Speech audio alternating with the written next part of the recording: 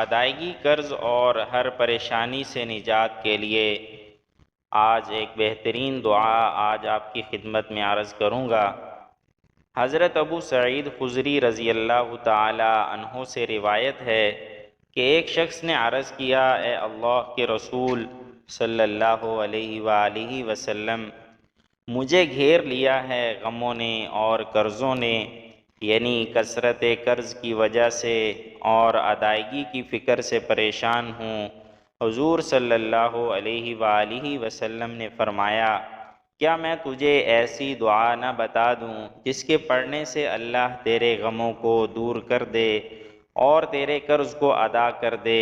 عرض کیا، کیوں نہیں، یعنی ضرور بتائیے۔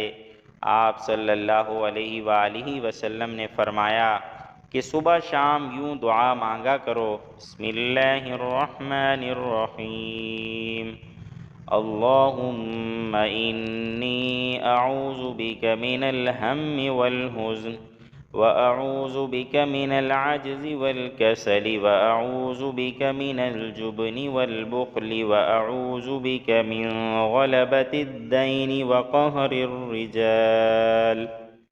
اے اللہ، میں آپ کی پناہ میں آتا ہوں فکر اور رنج سے، اور میں آپ کی پناہ مانگتا ہوں کم ہمتی اور سستی سے، اور پناہ چاہتا ہوں بزدلی اور بخیلی سے، اور پناہ چاہتا ہوں قرض کے بوجھ اور لوگوں کے دبانے سے۔